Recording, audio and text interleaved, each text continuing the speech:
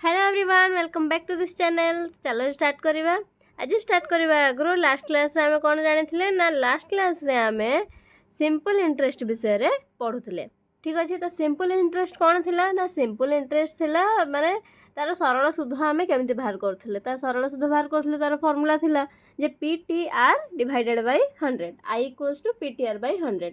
आई टा कोन थिला ना आई हमर थिला इंटरेस्ट आउ पी कोन थिला पी टा थिला हमर मूलधन टी टा थिला समय आर टा थिला सुधर हार।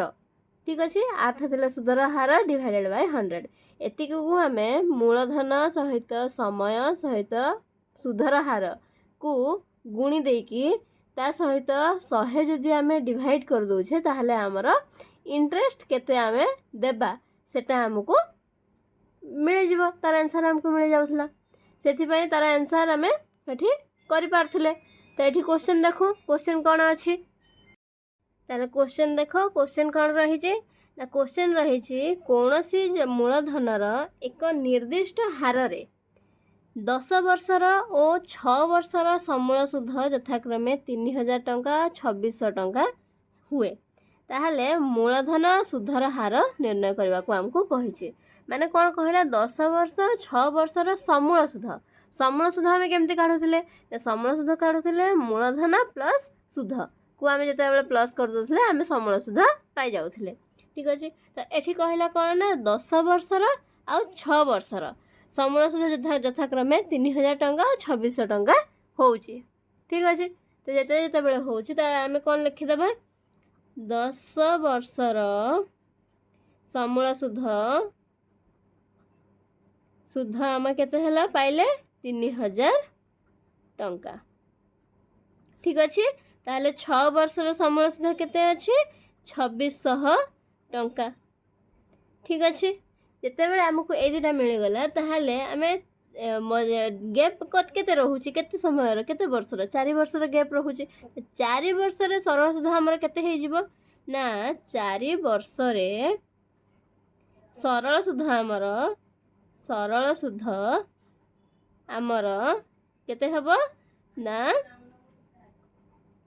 400 टंका हैला माने 400 टंका केमती हबो ना 3000 माइनस 2600 कर देले हमको आमे केते मिलला 400 टंका हमको मिलला। ठीक अछि। तापरे एटा केते हे गला एटा हे गला 4 वर्षर सरल सुध। ठीक अच्छे। जदि गोटे वर्षर सरल सुध आम काढ़ा ताहले केते काढ़ा ना 400 डिवाइडेड बाय 4 400 डिवाइड 4 करदेले एक वर्ष गोटे वर्ष आमको मिल जाव एटा केते हे जिवो ना 100 हे गला। ठीक अच्छे।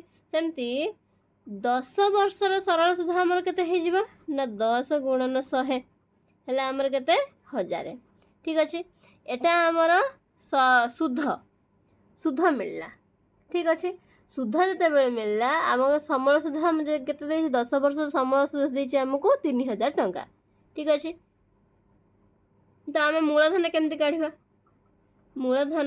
मूलधन जदि आम समूल सुध केमती काढ़ुले समूल सुध काढ़ुले मूलधन प्लस सुध जो मूलधन काढ़ा ताहले आम कौन करवा ना आम समूल सुध को माइनस करदेवा ताहले आम मूलधन मिल जाव माने आम 3000 रु जदि 1000 आम माइनस करदेले देन आमको केते रहिला 2000 टंका रहिला।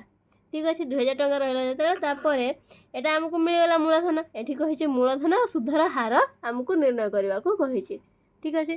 तो मूलधन आमको मिलगला पर सुध हार आपे बाहर जो I equal to PTR by 100। तो एटा केते हे जिवो ना एटा हे जिवो आमर आर आमे सुधर हार काढ़ा तो R equals to 100 into I divided by P into T। तो 100 I टा केते अच्छी ना I अच्छी आमर 1000 डिवाइडेड बाय P केते अच्छी मूलधन 2000 आ समय हैला आमर 10 वर्ष। ठीक अच्छे।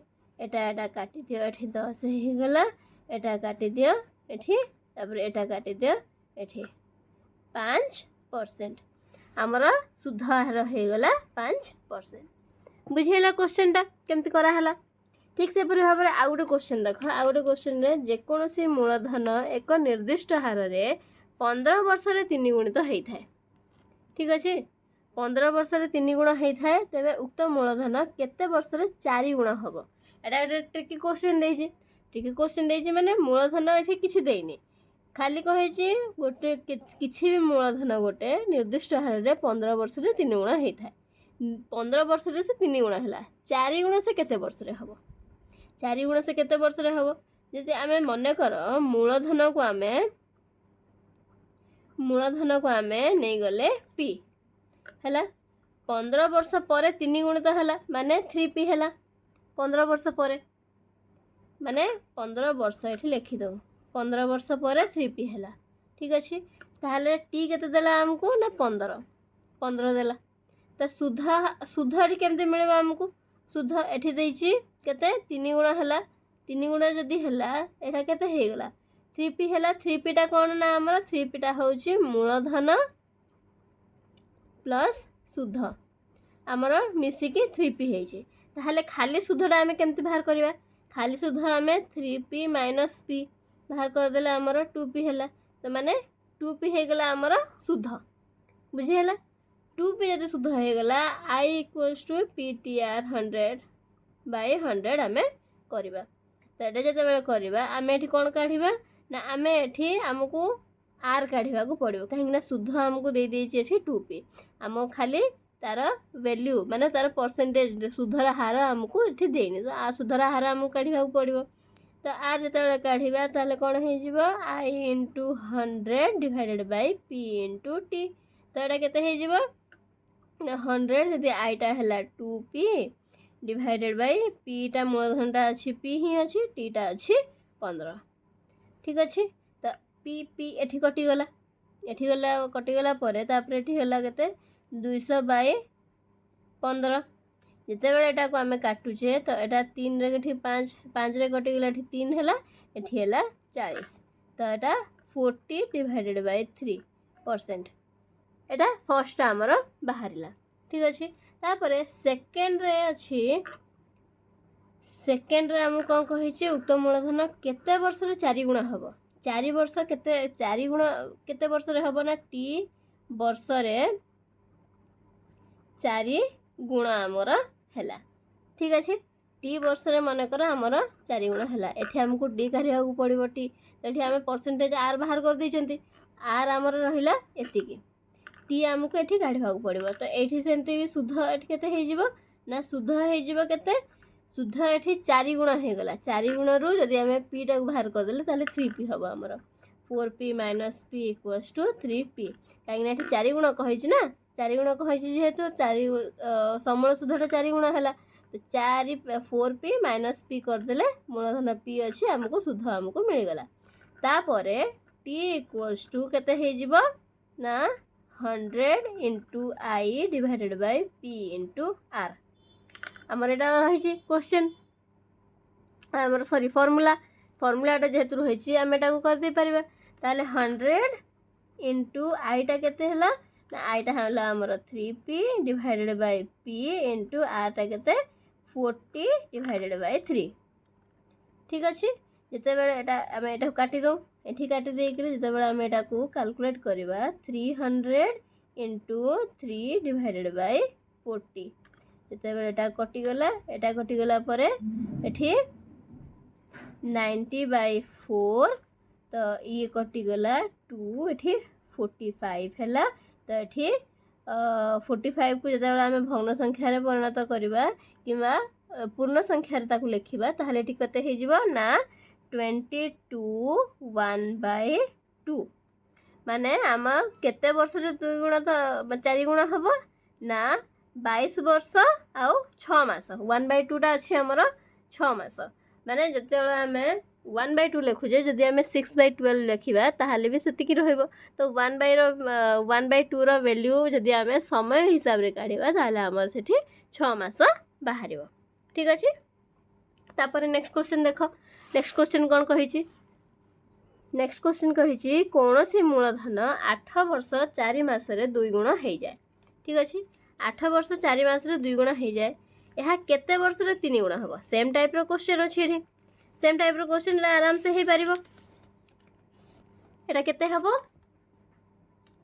ना देख मनकर मूलधन आमको धन आम केते नहीं गले ना मूलधन आम नहीं गले पी ठीक अच्छे ताहले ठीक टीटा आमको केते देछि 8 वर्ष 4 मास 8 वर्ष 4 मास ताको आम केमिति लिखिबा ना 8 4/12 ताकू यदि आम काटी देकी लिखिबा तो 8 1/3 ताहले केते हे जिवो 8 16 8 3 24 24 25 डिवाइडेड बाय 3 एतिकी हला टी हमर बाहरला तापर कहिछि कोनसे मूलधन 8 वर्ष 4 मास रे 2 गुण होई जाए एहा केते वर्ष रे 3 गुण हबो ताहले हमर एठी आर केते फर्स्ट हम बाहर कर देबा सुधर हार बाहर कर देबा फर्स्ट सुधर हार केते बाहरिबो ना 100 into I divided by P into T P केते 100 आउ हमर एठी सुधटा केते बाहरला सुधटा कहिछि 2 गुण हे जाए तो समूल सुध एठी हमर हैला सुध जदि हमर 2p - p कर दोछे ताहले एठी हमर p ही होचे ठीक अछि p हैला तापर एठी हमें वैल्यू तार पुट कर दो i टा हैला p divided by p into 25/3 एटा कटि गला एटा जेहेतु हमें जदि काटिबा एटा कटि गला केते हे जिवो एठी 4 हे गला तो आंसर हमर केते आसी जिवो एठी 4 3 12 एटा दुटा आगे जते ऊपर एटा ऊपर पळले एटा मल्टीप्लाई हबो 12 एटा हला r टा हला हमर 12% तापर सेकंड रे हमको कोन कहा हेछि सेकंड रे कहा हेछि ना केते वर्ष रे 3 गुण हेबो 3 गुण केते वर्ष रे हेबो एठी हमें सुध ता हम फर्स्ट हमें काढी दो सुधटा कहीं 3 गुण हबो कहिछि माने 3p - p हबो एटा हला 2p आउ एठी हमको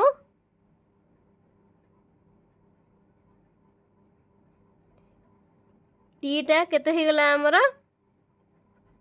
केते वर्ष रे टीटा हमको काढिबा को अछि आर टा हे गला हमर 12% आउ मूलधन हला पी टा हला हमर पी मूलधन हला हमर पी ठीक अछि तो एठी हम हेबे वैल्यू पुट कर दो i = ptr डिवाइडेड बाय 100 तो हमको बे t काढिबार अछि तो t = 100 into i divided by p into r तो 100 इंटू i टा केते अछि ना i टा अछि हमर 2p divided by p into r टा अछि हमर 12 ठीक अछि एटा एटा कटि गला ये कटि गला 6 हैला तापरे एटा केते कटि कटि जिवो 2 रे जदी कटि गला ताहले 3 एटा हला 50 ताहले 50/3 तो एटा जदी हमें कैलकुलेट करबा ताहले एटा केते हे जिवो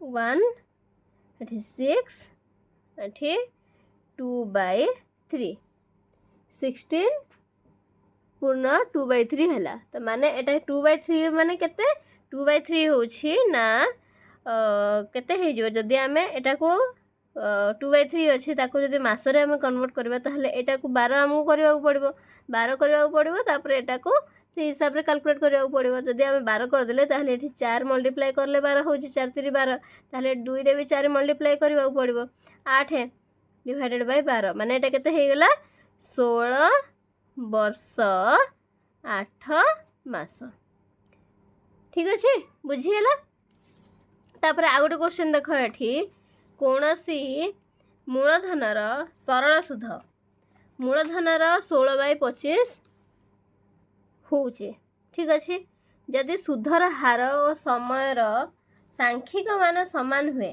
तेबे सुधर हार निर्णय कर कहिजे एठी कोन कहिला ना मूलधन र सरल सुध कोनसी मूलधनर सरल सुध मूलधनर 16/25 मूलधन जति कि तार 16/25 गुण अछि जदि सुधर हार और समयर सांख्यिक मान समान हुए सुधर हार और समयर सांख्यिक मान दुईटा जाक इक्वल ठीक अछि मान समान हुए तेबे सुधर हार निर्णय कर एठी हमको मूलधन केते देला मूलधन हमको आमे मने कर मूलधन एठी p नेले सुधर हार सॉरी सुधर हार हाँ सुध हार केते नेले r% ଯେହେତୁ କହିଛି ଏଠି ସୁଧର ହାର ଆଉ ସମୟର ସାଂଖ୍ୟିକ ମାନ ସମାନ, ମାନେ ଆରଟା ଯେତିକି ଟି ମାନେ ସମୟ ମଧ୍ୟ ସମାନ ହେଲା। ଠିକ୍ ଅଛି, ତାହେଲେ ସରଳ ସୁଧ ଆମକୁ କେତେ କହିଲା? ସରଳ ସୁଧ କହିଲା ଆମକୁ, ସରଳ ସୁଧଟାକୁ ଆମେ ଆଇ ନଉ, ଆଇ କହିଲା ଆମକୁ 16/25। ଠିକ୍ ଅଛି, ମୂଳଧନର ସରଳ ସୁଧ ମୂଳଧନର 16/25, 16/25 ପି ହେଲା ଏଠି। ଠିକ୍ ଅଛି, ପି ହେଲା ଇଣ୍ଟୁ ତାପରେ ଆର୍, କାହିଁକିନା ସୁଧର ହାର ସମୟର ସାଂଖ୍ୟିକ ମାନ ସମାନ, ସୁଧର ହାର ସମୟର ସାଂଖ୍ୟିକ ମାନ ସମାନ ଯେହେତୁ ଆର୍ ଇକ୍ୱାଲ୍ସ ଟୁ ଟି, ଯେଉଁଟା ଲେଖିଲେ ବି ଚଳିବ। ଠିକ୍ ଅଛି, ତାପରେ ଏଠି ଏବେ ଆମେ ଆର୍ଟାକୁ ବାହାର କରିବାକୁ ପଡ଼ିବ। ତେବେ ସୁଧର ହାର ନିର୍ଣ୍ଣୟ କର କହିଛି କରିବାକୁ, ତ ଆର୍ ପରସେଣ୍ଟେଜ୍ କାଢ଼ିବାକୁ ପଡ଼ିବ। ଆର୍ ପରସେଣ୍ଟେଜ୍ କାଢ଼ିଲେ 100 into I divided by P into T. ତ ଏଠି କେତେ ହେଲା ନା 100 ଯେତେବେଳେ ହେଲା, ତାହେଲେ ସୁଧଟା କେତେ ହେଇଗଲା ନା 16/25 ପି ହେଲା ଏଠି। ଠିକ୍ ଅଛି, ଡିଭାଇଡେଡ଼ ବାଇ ପି ହେଲା, ଆଉ ଟିଟା ଆମେ ଆର୍ ତ ନେଇଥିଲେ, ଟିଟା ଆମେ ଆର୍ ନେଇଛନ୍ତି ହିଁ ଏଠି, ଯେତେବେଳେ ଆର୍ ଇକ୍ୱାଲ୍ସ ଟୁ ଟି ନେଇଛନ୍ତି ତାହେଲେ ଏଠି କେତେ ହେଇଯିବ, ପି ଟିଟା ହେଇଯିବ ଆର୍ ହିଁ। ପି ପି କଟିଗଲା ଏଠି, ତାପରେ ଏଠି 25 ଏଟା କଟିଗଲା 4 ହେଇଗଲା, ତ ଏବେ କେତେ ହେଇଯିବ 16×64 64 ଡିଭାଇଡେଡ଼ ବାଇ ଆର୍। ଠିକ୍ ଅଛି, କ'ଣ ହେଲା ନା ଆର୍ ଇକ୍ୱାଲ୍ସ ଟୁ 64 ଡିଭାଇଡେଡ଼ ବାଇ ଆର୍ ହେଲା। ବୁଝି ହେଉଛି ତ, କାହିଁକିନା ଏଠି ଆମେ ଆର୍ ନେଇଛନ୍ତି, ଏଠି ଆର୍ଟା ରହିଛି, ଖାଲି ଏଟାକୁ ସିନା ଆମେ ସଲ୍ଭ କରିକି 64/r କଲେ। ଠିକ୍ ଅଛି, କିନ୍ତୁ ଆର୍ଟା ଆମେ ଯେହେତୁ ଏଠି ନେଇଛନ୍ତି ଆର୍ ଇକ୍ୱାଲ୍ସ ଟୁ 64/r, ତ ଆର୍ଟା ଏଠି ମଲ୍ଟିପ୍ଲାଏ ହେଇଗଲା, କ୍ରସ୍ ମଲ୍ଟିପ୍ଲିକେସନ୍ କଲେ R square divided by R square equals to 64। ଯେତେବେଳେ ଆର୍ ଆମେ ଆଣିବାକୁ ଚାହିଁବା ତ 64ରେ ରୁଟ୍ ଓଭର୍ ଆମେ କରିବା, ତ ରୁଟ୍ ଓଭର୍ କାଢ଼ିଲେ ଆମେ କେତେ ହେଇଯିବ ଏଠି ହେଇଯିବ ଆମର 8। ଠିକ୍ ଅଛି, ମାନେ ଆର୍ର ଭ୍ୟାଲୁ କେତେ ହେଲା ନା 8% ଏଠି ହେଲା ଆମର। ବୁଝି ହେଲା କ୍ୱେଶ୍ଚନ୍ କେମିତି ଟାଇପ୍ର ହେଉଛି, କ'ଣ ହେଉଛି? ସେଇ ହିସାବରେ ତମେମାନେ ଯେତେ ବି କ୍ୱେଶ୍ଚନ୍ ରହିବ ସେସବୁକୁ ମଧ୍ୟ ବଢ଼ିଆ ସେ କମ୍ପ୍ଲିଟ୍ କରିପାରିବ। ତାହେଲେ କୌଣସି ଜିନିଷ ପାଇଁ ଟେନସନ୍ ନେବନି, ସବୁ ଜିନିଷ ବହୁତ ସହଜରେ ସୁବିଧାରେ ତୁମକୁ ଆସିଯିବ, ଆଭେଲେବୁଲ୍ ହେଇଯିବ। ଠିକ୍ ଅଛି, ତାହେଲେ ଆଜି ପାଇଁ ସେତିକି ଥାଉ, ନେକ୍ସଟ କ୍ଲାସ୍ରେ ପୁଣି ଭେଟ ହେବା। ଏତିକିରେ ରଖୁଛି ମୁଁ, ଧନ୍ୟବାଦ।